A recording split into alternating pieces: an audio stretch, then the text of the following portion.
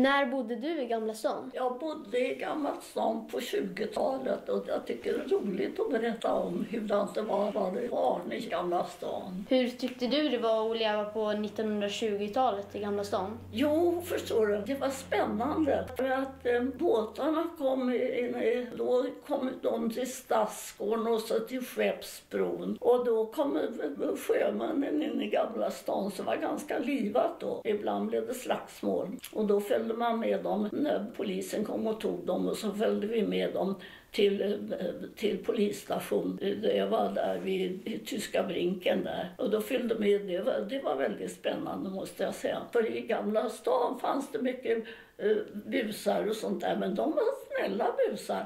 Men däremot vi småflickor, och det var väldigt egendomligt tycker jag. Och det, om man kom ut på Drottninggatan, då var det så här att det kunde inte gå kvinnliga på Drottninggatan eller något, utan det kom alltid karlar och vissla på dem eller någonting sånt. Det var ganska vanligt. Ja. Men, och likadant i Gamla stan, då var vi i alla fall nu 12, 13, 14-åringar.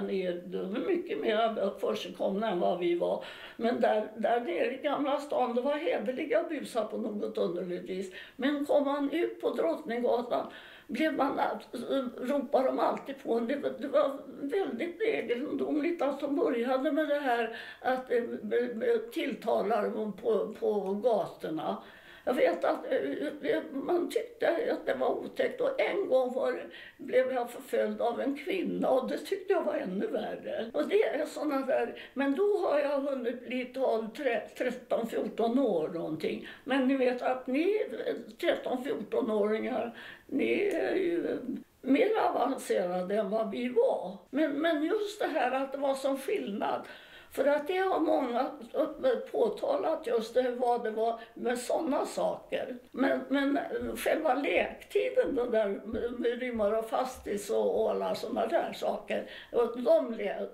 Och likadant det här med att vi spelade teater på vinden, och vi hade en klubb, vi var några tjejer som hade en klubb. Insektklubben heter det, jag kommer inte ihåg vad det gick ut på egentligen.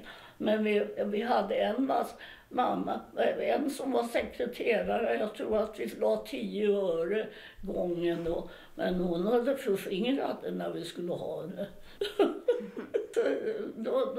Men vi var faktiskt mera, och jag tycker att det är mera synd om 13-14-åriga flickor nu än vad det var på vår tid. För jag tycker att de får inte vara barn.